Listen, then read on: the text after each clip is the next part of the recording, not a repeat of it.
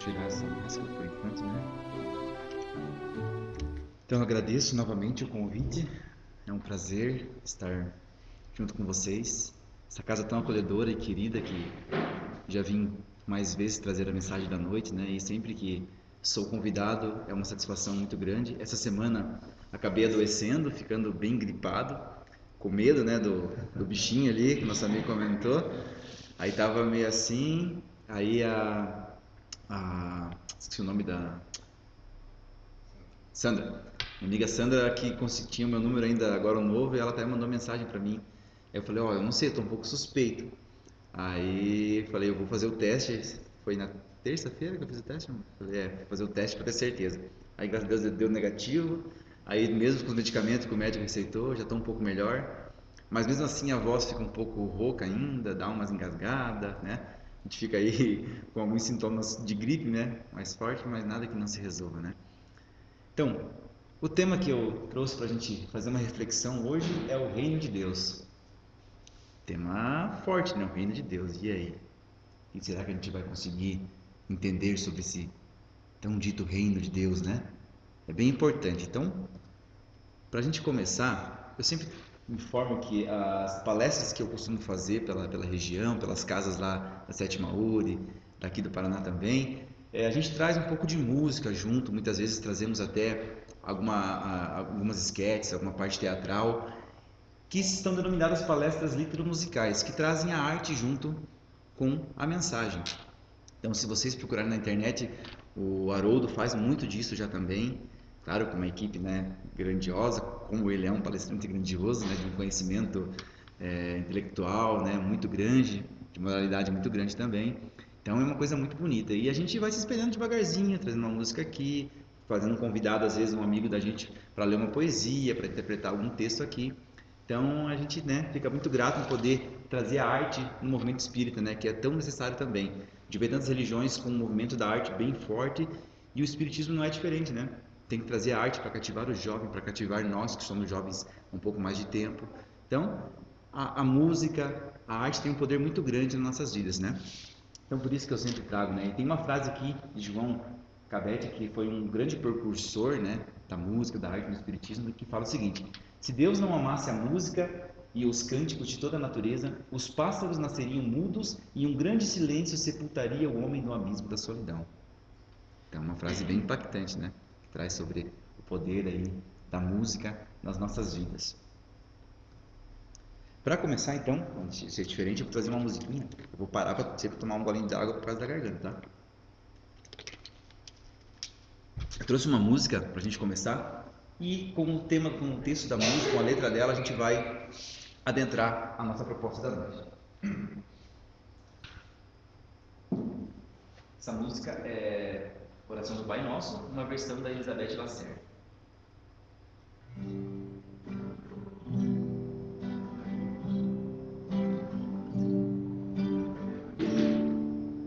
Pai nosso que estás no céu, santificado seja o teu nome, e venha a nós o teu reino, e seja feita a tua vontade. Pai, meu Pai do céu,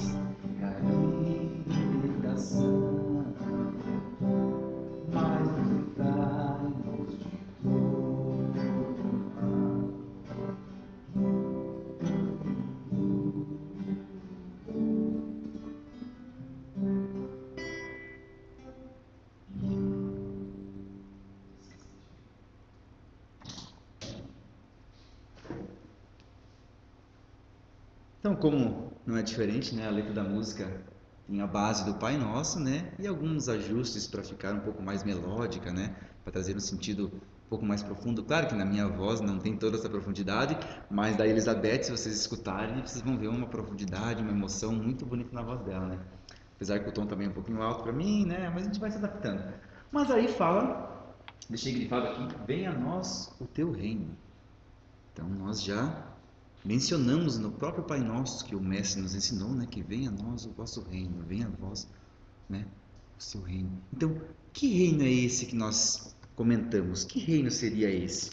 Então, isso é a propósito para a gente fazer uma reflexão hoje e sairmos daqui, talvez, com a mente um pouquinho mais aberta para compreender, né, que levamos para casa aí essa noção de reino de Deus, do reino dos céus para nossas vidas. E para começar, então, eu trouxe uma pequena passagem que está no livro Boa Nova, de Francisco Cândido Amor Xavier, né, nosso querido Chico Xavier, pelo Espírito Humberto de Campos, que é no capítulo 2, Jesus e o Precursor, tá? Então, peço licença para lendo com vocês, a gente vai dando uma olhada nos slides aqui e vai se aprofundando um pouco mais no texto. Então, nos primeiros dias dos anos 30 da era cristã, após avistar-se com João Batista, no deserto triste da Judéia, não distante das areias quentes da Arábia, Jesus se dirige à cidade de Jerusalém, passando por Jericó. Ao chegar à cidade sagrada do povo hebreu, o mestre se posta diante do templo sagrado, uma das mais magnificentes construções humanas, restaurada e que fora inacabada, 3 vezes levantada no governo do impiedoso rei Herodes. Sentado, modestamente posicionado, Jesus observa aquela construção que sintetizava as esperanças religiosas do único povo verdadeiramente monoteísta do orbe, ou seja, o povo que ainda acreditava na existência de um único Deus, tá? Aquele povo que guardava as tradições espirituais dos profetas, que por ele mesmo foram enviados ao mundo. Então, traziam as tradições dos profetas que por Jesus mesmo, né, haviam sido enviados para preparar o terreno, para trazer a mensagem, né, preparando o solo para que pudessem receber a mensagem de Jesus. Então, bem interessante essa pauta. No entanto, pela sua fisionomia ímpar e pelo olhar profundo e lúcido, Jesus chama a atenção de um grupo de sacerdotes ociosos. Dentre eles estava presente aquele que seria o seu juiz implacável, Hanã, que talvez, atraído pelo magnetismo do mestre, se aproxima dele e o indaga. Então, antes de entrar na fala que Hanã vai indagar a Jesus, só para ressaltar que Humberto de Campos, né, maravilhosamente bem trazendo a história contada para nós, menciona que Jesus estava lá próximo ao templo e ele chama atenção pela sua magnitude, pela sua energia, de alguns sacerdotes que estavam lá ociosos. Mas note que Humberto de Campos usa a palavra ociosos para descrever o que eles, né, descrevendo aqueles sacerdotes. Se fosse eu e o Kio, que a gente é né, bem abaixo do Humberto de Campos, eu ia falar que aqueles preguiçosos estavam lá sem fazer nada, né, jogando tempo. Então, ele já usa a palavra ociosos. Então, Jesus chama a atenção de alguns desses sacerdotes, e dentre eles estava Hanã. E menciona que Hanã seria o juiz implacável da causa de Jesus. E por quê? Porque naquele tempo, as pessoas que eram julgadas no Sinédrio, eles tinham um juiz para aplicar o veredito, para dar a razão, sim, ó, condenado, né, ou absolvido. E Hanã foi o grande, né, um dos grandes juízes da causa de Jesus. Porque quando Jesus foi levado a Pôncio Pilatos, Pilatos descobriu que ele era galileu, falou, opa, ele não é da minha jurisdição, então manda ele para Hanã. Aí chega lá para Hanã e fala, não, mas ele está aqui taxado como rei dos judeus, então manda de volta para Pilatos. Então ficou nesse jogo de lá para cá, por quê? Porque ninguém queria meio que julgar Jesus, né? Não enxergavam nele, como o próprio Pilatos falou, né? Não enxergam neste homem culpa. Mas não vem agora aprofundar nessa parte da história. Mas resumindo, então, por isso que Hanã foi um dos grandes juízes da causa de Jesus, né, quando foi levado até ele, tá? Como também no livro Paulo e Estevão, né, quando Estevão foi julgado, né, ainda por Israel, ele foi julgado lá, o grande juiz da causa dele foi o próprio Paulo, né?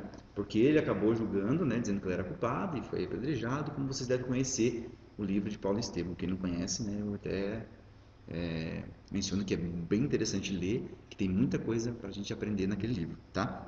Mas chegando de volta à fala do sacerdote de Hanan com Jesus, ele chega ao mestre e o indaga: Galileu, o que faz na cidade? Aí Jesus fala: passo por Jerusalém buscando a fundação do reino de Deus. Aí Hanan diz assim: reino de Deus? E o que pensas tu ser isto? Ele pensa, mas quem é esse simples homem, simples Galileu aqui, para vir falar de dos céus, reino de Deus para nós? O que pensa tu ser isto? Aí Jesus, sereno, mas com energia, responde, né? O reino de Deus é obra divina no coração dos homens. Obra divina no coração dos homens. Aí Hanan, ainda com um tom de soberbo, né, fala assim: obra divina em tuas mãos? Como assim obra divina em tuas mãos? Quem é você, né? Como se fosse perguntar. Aí ainda ele questiona na sequência: com quem contas para levar avante essa difícil empresa? Quais são os teus seguidores e os seus companheiros? Por acaso tenha conquistado aí um apoio de algum príncipe conhecido e ilustre para auxiliar-te na execução dos teus planos? Então, quem vai te ajudar? Que apoio você tem? Você acha que é chegar aqui e falar que vai fundar alguma coisa sem a ajuda de um poder maior? Então ele estava, né, se impondo, dizendo que para Jesus que não ia conseguir levar para frente se não tivesse o apoio de um príncipe, de alguém que tivesse acima da lei, certo? Aí Jesus fala assim: meus companheiros hão de chegar de todos os lugares. Aí Hanan dá um passinho para trás e pensa: opa, cada pergunta que eu faço a ele vem uma resposta precisa e enérgica, né? Com uma noção de conhecimento. Aí ele fica meio assim, mas claro que poderoso, né? Jamais ia deixar-se levar por alguma resposta do Galileu, né? Então Hanan fala assim ainda, ó: sim, os ignorantes e tolos estão em toda parte da terra. Certamente que esse representará o material da tua edificação. Entretanto, propôs-te realizar uma obra divina, mas já viste alguma estátua perfeita modelada em fragmentos de lama? Então, estátua robusta, ele quis dizer para Jesus algo concreto, feito de lama, que vai dar uma chuva, a primeira coisa que vai acontecer, vai desmoronar. Então, se não tivesse fundada pelo poder romano, pelo poder da época, não iria se manter. É isso que ele quis dizer, né? Então, de Jesus dá uma resposta ainda mais forte.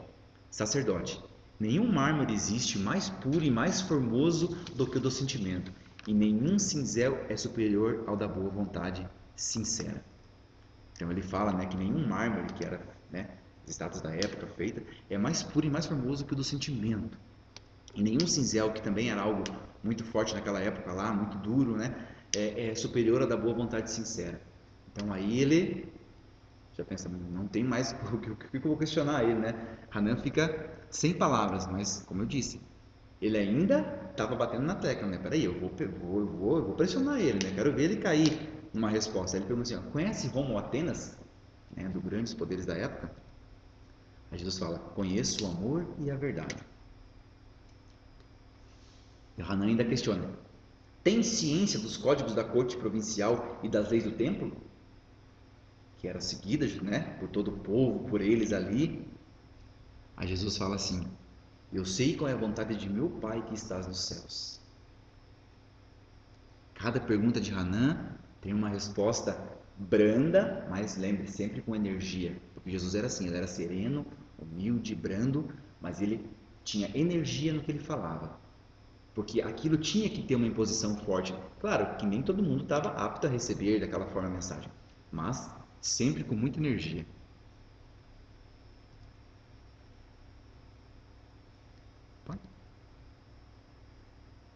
Então, sei qual é a vontade de meu Pai que estás nos céus. Aí, Hanan, né? Ele atordoado, digamos assim, com a mensagem de Jesus, né? E ele contempla irritado a resposta do mestre e se desloca do templo. Sai de lá, mas num tom de superioridade ainda. Ele sai de lá, né? Dizendo assim, né? Impressionado, mas deixou Jesus sozinho e falou assim: eu sou mais que você, eu sou mais poderoso que você. Então ele sai.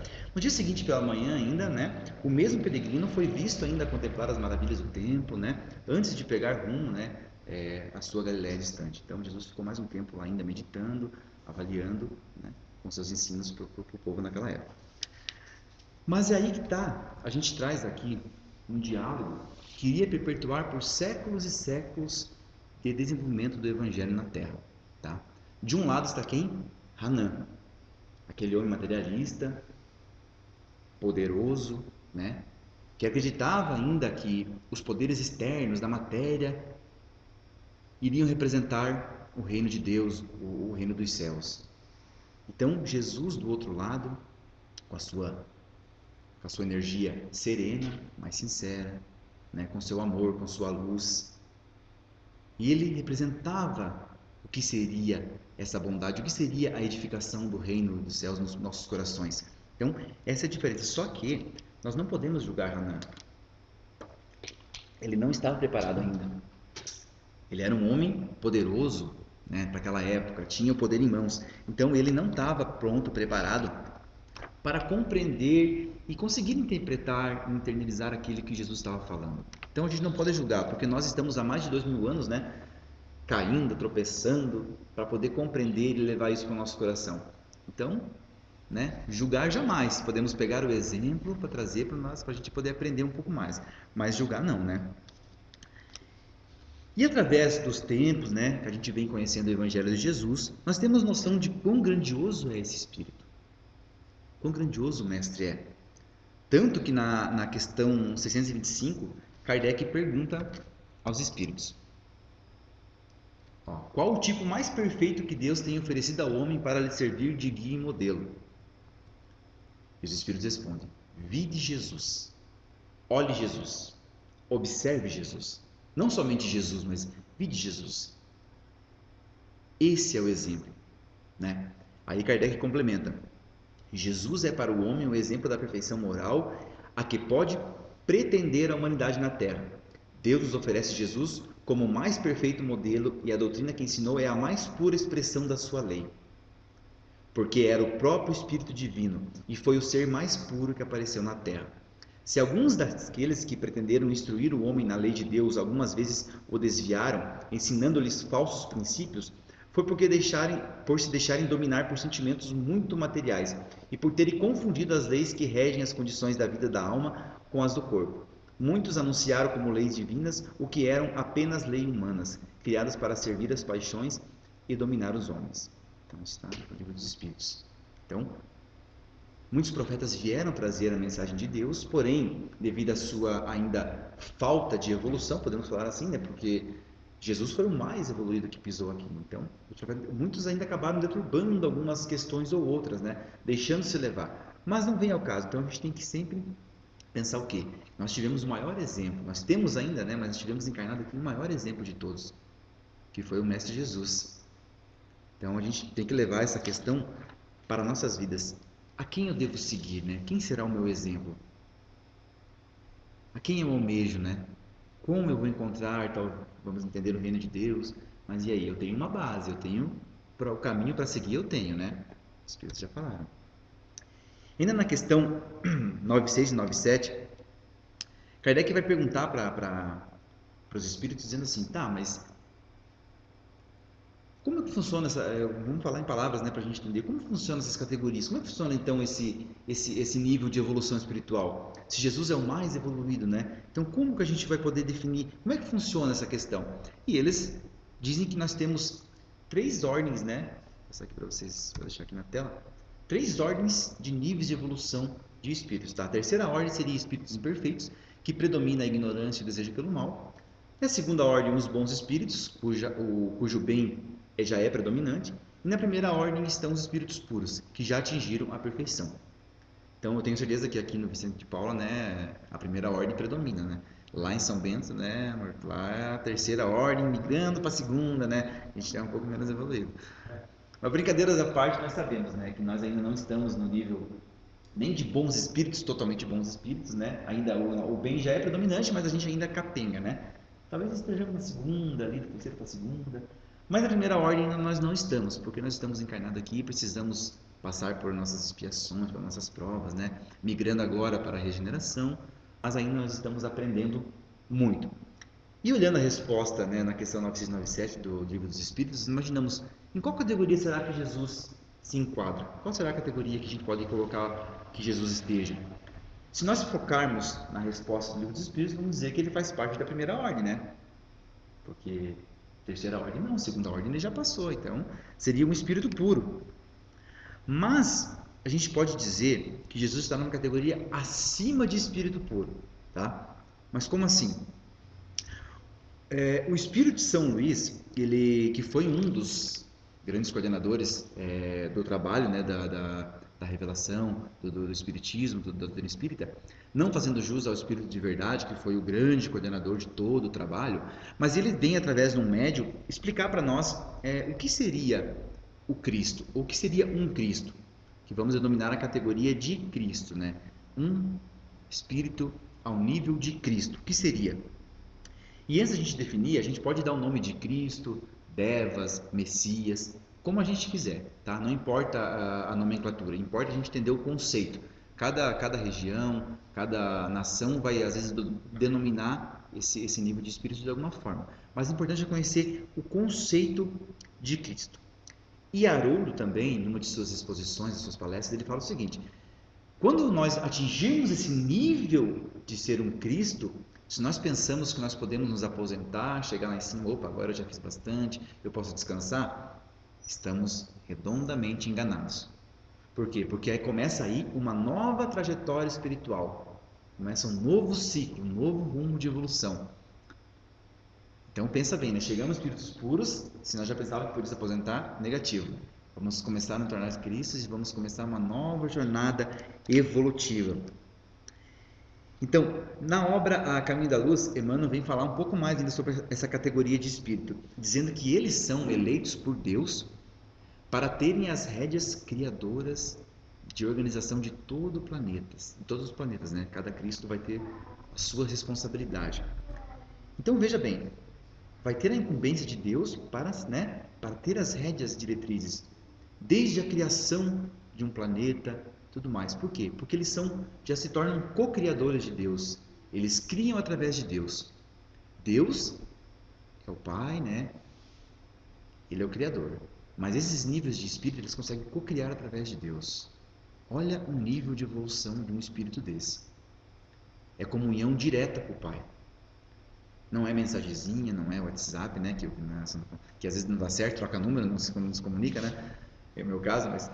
Então é tete a tete, é face a face. Então, dá para imaginar o nível de evolução de Jesus? Se nós hoje aqui não conseguimos nem entender, compreender que é Deus ainda, temos dificuldade, né? Então nós não conseguimos nem compreender. Então, imagine, nessa categoria de Cristos, Jesus é um dos membros. Existem mais que ele. Seria muito também injustiça de Deus criar um único ser para ser, digamos, o filho dele, né? Então, a gente vai um dia poder chegar a esse nível de Jesus. Vai depender da nossa caminhada. Mas então, é interessante a gente saber, entender esse conceito que o Espírito São Luís traz, que na categoria então de Cristos, né, eles estão num tão alto nível de aperfeiçoamento moral que eles recebem ordens diretas. É esse contato direto, isso que às vezes nos espanta, né? Porque se eu perguntar para o Kio hoje, Kio, o que é Deus para você, Kio? Né? O que é Deus para você? O Kio, estudioso, né, um espírita de longa data, ele vai me dar a resposta do livro dos Espíritos, tenho certeza. Se eu falar, Kio, eu não quero essa resposta. Aí eu digo assim, Kio, eu quero uma resposta do teu coração. O que para você é? Então, eu posso perguntar para todo mundo aqui, até eu vou ter não sei às vezes, né, uma palavra de alguma coisa que representa para mim. E pode ser que nós sejamos todos conceitos um pouquinho diferentes do outro. Por quê? Porque ainda nos falta esse entendimento, né? Nos falta esse entendimento. Então, o que me dando a resposta do livro dos Espíritos, né, que Deus é a inteligência suprema, a causa primária de todas as coisas, né? Então, ele vai denominar o que os Espíritos nos trouxeram. É uma base para a gente conhecer? Claro que é. Ter um norte? Claro que é. Mas e aí? Tem muito mais além disso, né? Então, falamos de Jesus, né? Entramos no assunto de Jesus, do Mestre querido. Essa música que eu vou cantar para vocês agora é uma música que foi composta pelo nosso segundo ciclo da nossa Casa Espírita, tá? Já faz alguns anos, eu não me recordo bem o ano, se foi 2010, faz um bom tempinho. Estudamos por um período Jesus e no final a gente propôs para os evangelizandos para a gente compor uma música. Então foram criadas várias frases, nós colocamos uma sequência, fomos dando uma melodia e fomos trabalhando. E surgiu essa pequena homenagem singela ao mestre que eu vou cantar para vocês, tá?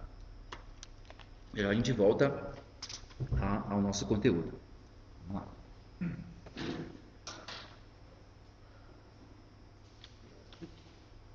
Então a música tem como título Carta a Jesus.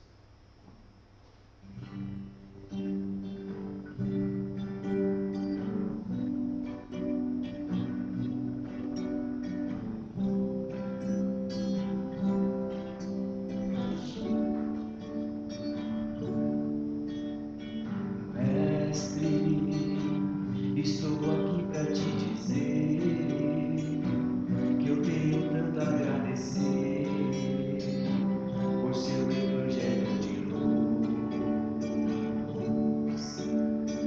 Mestre, tantos caminhos eu trilhei, por muitas vezes eu errei, mas hoje Senhor, para nós poder guiar, conosco sempre estaria. Jesus, Jesus, Senhor, para nós poder guiar, conosco sempre estaria. Jesus, Jesus. Mestre, estou aqui para te dizer que eu tenho tanto a agradecer por seu evangelho de luz. Mestre, tantos caminhos eu trilhei, por muitas vezes eu errei, mas hoje ele Senhor, Senhor, para nós poder guiar, conosco sempre estaria. Jesus, Jesus, Senhor, e para nós poder guiar, conosco sempre estaria. Jesus, Jesus. Na tempestade a calmaria.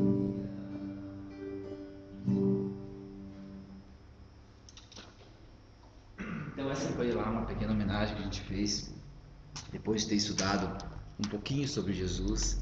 Então a gente resolveu fazer uma cartinha para ele em forma de agradecimento, então, com as crianças, né, evangelizando lá da nossa casa. Mas aí tá, aí nós conversamos, né, o que já nos deu as respostas da questão 1 e da questão 10 ele não deu ainda, mas ó, que é Deus, né, que os Espíritos nos diz que é a inteligência suprema e causa primária de todas as coisas. Aí na questão 10, Kardec pergunta, né, pode o homem entender a natureza íntima de Deus? Então, pode o homem compreender Deus na totalidade? Pode compreender que é Deus, literalmente, né? E os Espíritos dizem assim, não, falta-lhe para isso um sentido. Então por que nós não conseguimos compreender? Porque não estamos preparados. Falta para a gente o sentido para conseguir entender. Então é errado a gente ter uma definição? Não, né? Se a gente seguir as diretrizes do Espiritismo, conhecendo, buscando, ler, compreender, não é errado. Mas ainda não vamos conseguir saber na totalidade, porque ainda falta muito chão para a gente conseguir compreender, tá? Mas e aí? Se eu não consigo compreender Deus, eu consigo entender aonde eu vou encontrar o reino de Deus? Será que eu vou conseguir entender, conhecer o reino de Deus? E eu pergunto a vocês então, o correto é falar reino de Deus ou reino dos céus? O que vem a ser reino de Deus, reino dos céus?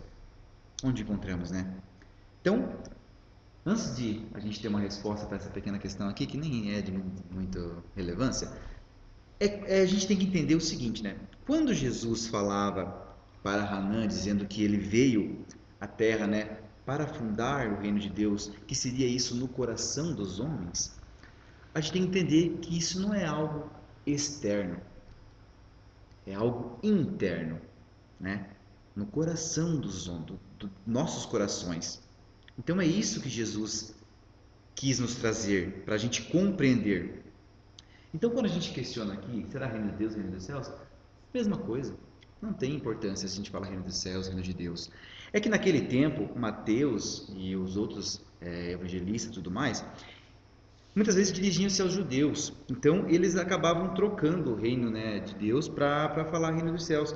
Para a questão de nomenclatura, né? Ah, não falar o nome de Deus em vão. Então, era só uma terminologia usada naquele momento, tá? Para poder se expressar de uma forma que, teoricamente, para o povo seria a forma mais correta, tá? Mas antes de nós conhecermos, né, o que Jesus nos trouxe sobre esse reino de Deus e reino dos céus, a gente tem que entender que, na verdade, até hoje em dia, tem muitas religiões e muitas pessoas que pregam o quê do reino de Deus e reino dos céus? Um lugar lá em cima, né? Bonitinha, onde você vai ter a sua nuvenzinha para sentar, ou vai ter o seu lugar para repousar, onde você vai ter o descanso eterno.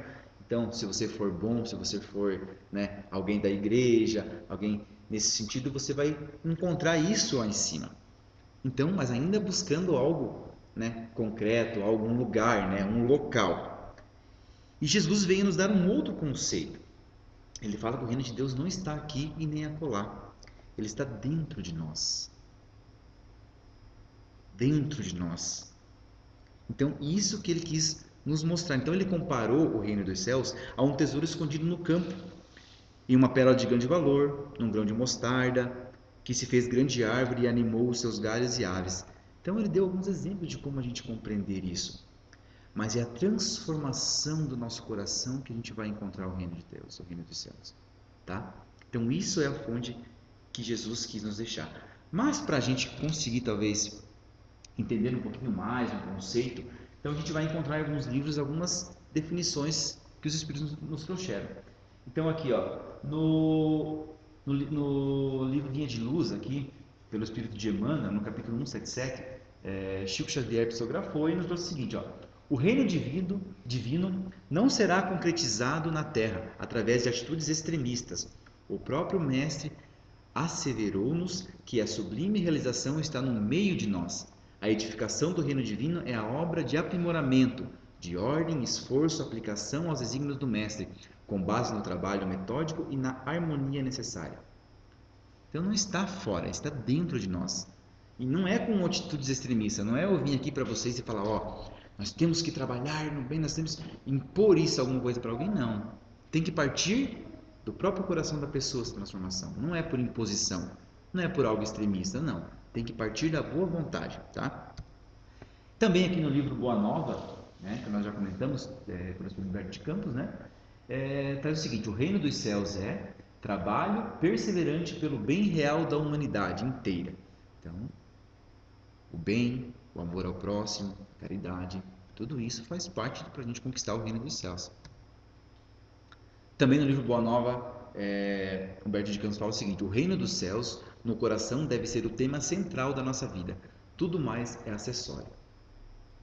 Olha que profundo, né? Então ele deve ser o tema central da nossa vida. Essa busca nossa deve ser o tema central da nossa existência. O resto é acessório. Porque quando eu busco esse reino de Deus, a fundação no meu coração, quando eu transformo a minha existência, quando eu penso diferente, eu ajo diferente, tudo isso vai me fazer evoluir e vai me deixar o restante como acessório. É importante algumas outras questões? Com certeza, são bem importantes. Mas acaba sendo secundário, tá? Então, algumas definições, né, que nos vêm para entender o reino de Deus, o reino dos céus. E essa música aqui, que eu achei bem interessante trazer para vocês, é uma música de um evento espírita lá da sétima URI, que a gente participou, na verdade não é só da sétima, tem mais URIs envolvidas, mas foi no ERJ 2016, tá? Eu tive a felicidade de participar desse ERJ tempo que eu podia, que eu como jovem ainda, né? Depois de um tempo me cortaram, porque a idade já não estava batendo, aí eu virei trabalhador, né? Porque a gente tem até uma certa idade para participar da vida de jovens. Depois que você ultrapassa uma idade, você é convidado a trabalhar. Deixa para os jovens frequentar e você vai trabalhar. E essa música foi composta pela equipe de trabalhadores da época lá, que tem como título Assim na Terra como no Céu. E traz uma letra, não sei se você consegue enxergar bem, ficou um pouquinho pequeno na slide, mas que dá um sentido a esse céu, dá um sentido até mesmo ao dito inferno, que nós espíritas temos o dever de não acreditar, né? Porque se a gente acredita no inferno como um local lá de fogo e tudo mais, a gente está um pouco equivocado. A gente tem que ir um pouco mais profundo, ler a obra, o Céu e o Inferno, ler tantas obras que trazem um pouco mais de conhecimento. Mas a música também, ela já dá uma boa definição, tá? Então eu vou tentar representar para vocês aqui.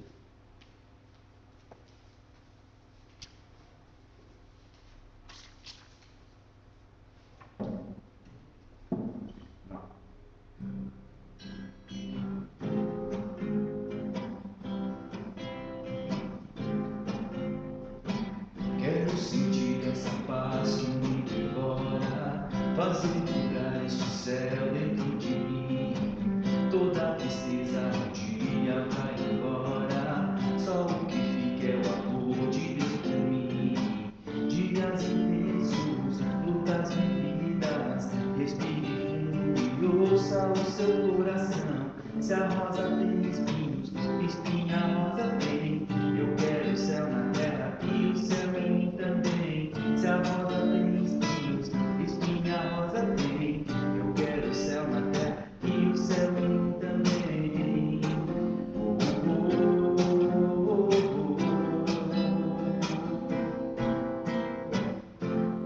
oh. O que te faz estar no céu? Oh, oh, oh, oh. O que te alça do inferno interior? O que te faz estar no céu? Oh, oh, oh. O que te alça do inferno interior? Uma voz dentro de mim diz é o amor. Uma voz dentro de mim diz é o amor.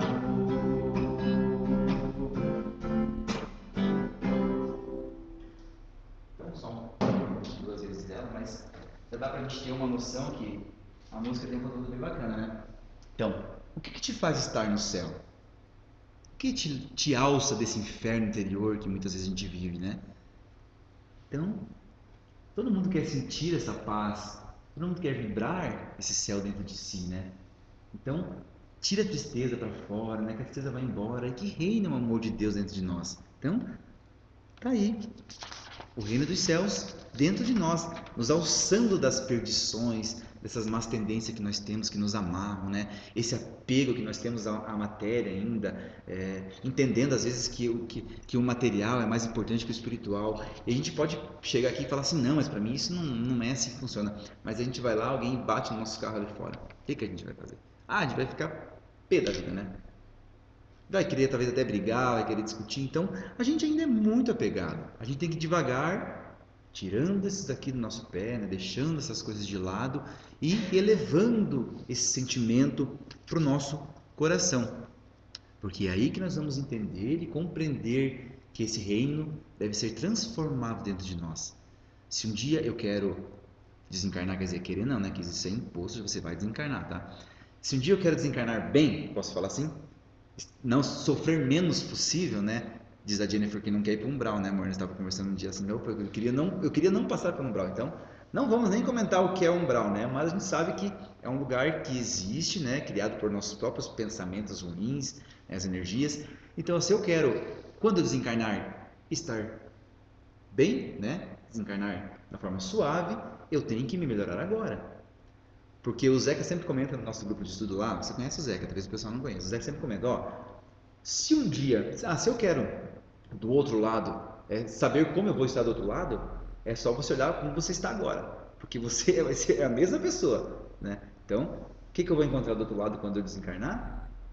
É como eu estou vivendo agora. Se eu estou apegado às coisas aqui, eu vou estar apegado lá também, não vou me desvincular, vou ficar, né? Então, Se eu quero encontrar o reino dos céus, o reino de Deus, se eu quero adentrar esse reino, eu preciso me transformar agora, né? Esse é o ponto-chave. E voltamos a falar de Jesus. Por quê? Porque ele sempre é pauta de todas as nossas ações, dos ensinos dele. Se eu quero encontrar alguma coisa boa para essa vida, então eu tenho um exemplo a ser seguido. Nós comentamos na questão 125 lá, né? Os Espíritos não deram a resposta.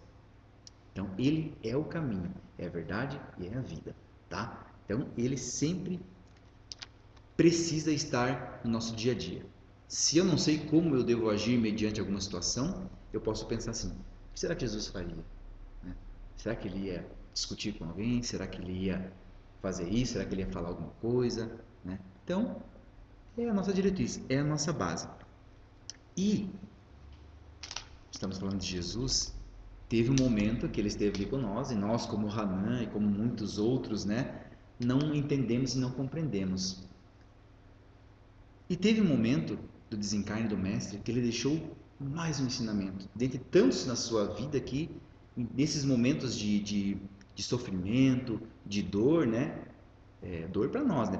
Ele já não precisava passar por aquilo, então isso não o afetou. Mas esses momentos ele nos deixou outros ensinamentos que servirão para a gente compreender esse reino, tá? Então eu vou ler para vocês aqui. Desculpa, mas a minha voz ela fica muito ruim ainda. Mas eu vou ler um poema, posso dizer assim, também de Humberto de Campos, né, que foi o grande hoje espírito que a gente trouxe para nossa conversa, que ele traz esse momento do desencarne do mestre, tá? E deixa eu ver se eu tenho um slide aqui. Não. Então tinha um slide que eu acabei tirando. Mas é assim, ó. Nenhuma ovelha que o Pai me confiou se perderá. Nenhuma ovelha que o Pai me confiou se perderá. Os soldados chegaram até Jesus e lhe deram ordem de prisão. Assustado, Pedro ameaça puxar a sua espada e o seu facão, um reflexo de não deixarem levar o mestre amado. Jesus, com toda a sua serenidade e sabedoria, diz: embainha tua espada, Pedro. Quem com ferro fere, com ferro será ferido. Se eu quisesse, eu rogaria ao meu Pai que está no céu, e ele enviaria legiões de anjos. Mas isso nunca aconteceu. Porque se assim acontecesse, tudo que Jesus havia ensinado, realizado, cairia numa descrença. Por isso que o mestre não fez com que isso ocorresse. Então ele, nos amando infinitamente, ele deixou que o martírio todo ocorresse com ele.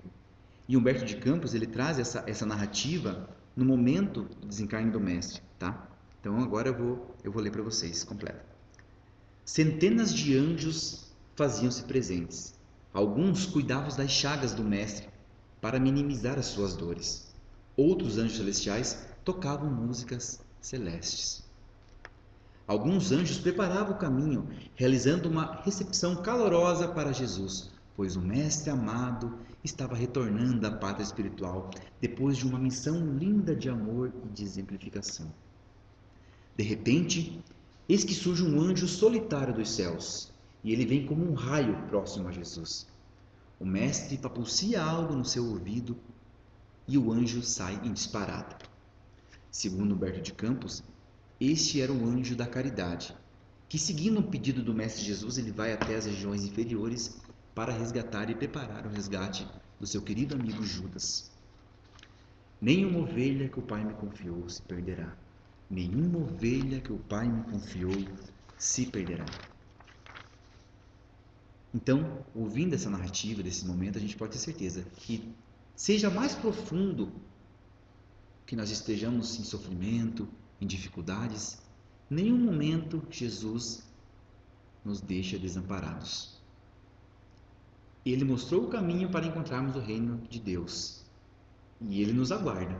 E quando precisarmos dele, basta que elevamos o nosso pensamento até ele, que a força vai chegar, tá?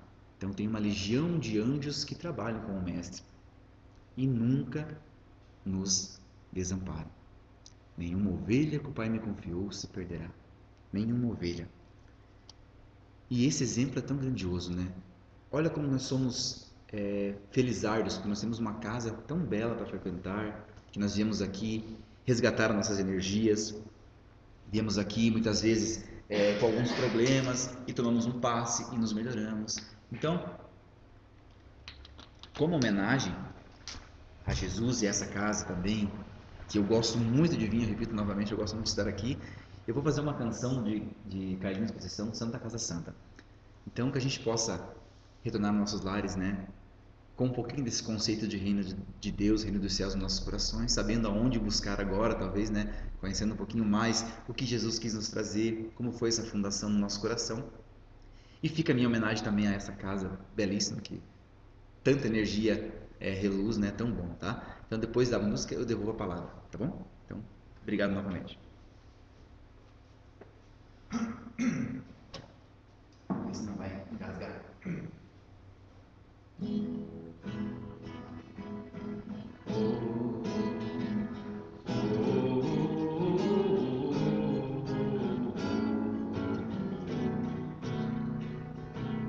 Aqui, nesta casa eu me encontrei. Entrei e aqui dentro vi saída.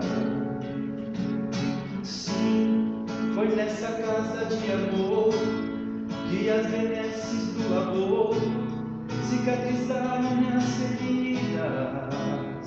Depois de muitos e muitos passos, estudos e água da paciência, reguei, filosofei, tomei ciência. Aqui, nesta casa de oração, orei, pratiquei o Evangelho. Sim, foi nesse poço espiritual que eu conheci a vida real. Rompi de vez com o homem velho.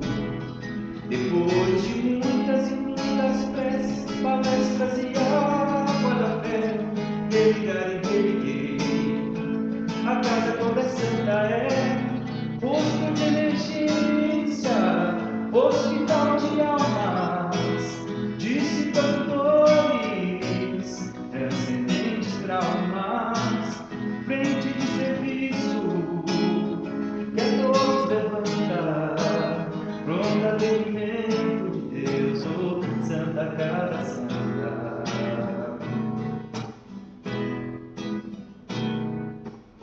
Eu fiz amigos do peito, pessoas com quem posso contar, atendimento fraterno, culto do Evangelho. Sim, nessa oficina de Jesus, chorei cantando toda a luz, com as vibrações desse lugar. Depois de muitas e muitas quedas, me fortalecendo na fé, reguei. A casa toda santa posto de emergência, hospital de almas, dissipando dores, transcendentes traumas, frente de serviço, que a todos levanta, pronto atendimento de Deus, Santa Casa Santa. Por isso eu canto e dou graças a Deus, secando lágrimas dos olhos meus. Depois de muitas e muitas preces, palestras e água da fé, reguei. A casa quando é santa posto de emergência, hospital de almas, dissipando dores, transcendentes traumas, frente de serviço, que a todos levanta, pronto atendimento de Deus, Santa Casa Santa.